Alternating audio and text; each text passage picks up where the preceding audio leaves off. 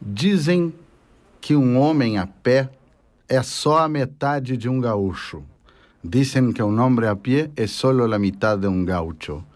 Será verdade? Eu acho que sim. A gente não tem como pensar no gaúcho ao longo do tempo, depois de toda a ação da literatura, de toda a ação da mitificação dessa figura, mas mesmo pensando em termos históricos, é difícil pensar no gaúcho sem ser sobre um bom cavalo.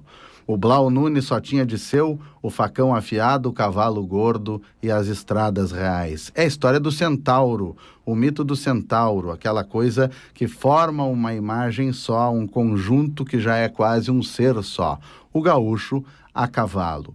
Mas a gente sabe que num determinado momento se começa a falar no gaúcho a pé. E é exatamente sobre a perda do cavalo, ou especificamente disso que se fala, Ciro Martins, por exemplo, na sua trilogia do Gaúcho a Pé. Talvez a gente possa dizer que mais do que um empobrecimento desse gaúcho, desse homem da campanha, Ciro está falando da proletarização desse gaúcho.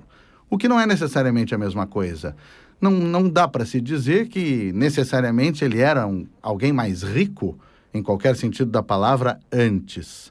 Ele passa a ser proletarizado quando ele começa a entrar num esquema de produção, de trabalho, de economia que o desnaturaliza totalmente. Aí sim, ele não é mais aquele campeiro livre, aquele homem altivo a cavalo. Isso quer dizer o apeamento, digamos assim, desse gaúcho. Mas eu falei na trilogia, eu falei no Gaúcho a Pé, eu falei no Martins, nesse Martins tão conhecido que é o Ciro. Mas tem outro Martins, que também fez uma trilogia e que também falou desse sujeito.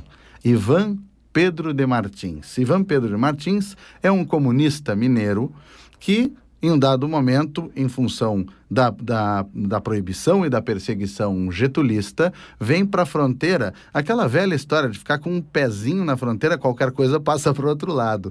Ele viveu em estâncias de Bagé, e ele retratou de uma maneira magnífica esse personagem e esse processo em livros que se chamam Fronteira Agreste, Caminhos do Sul e Casas Acolheradas.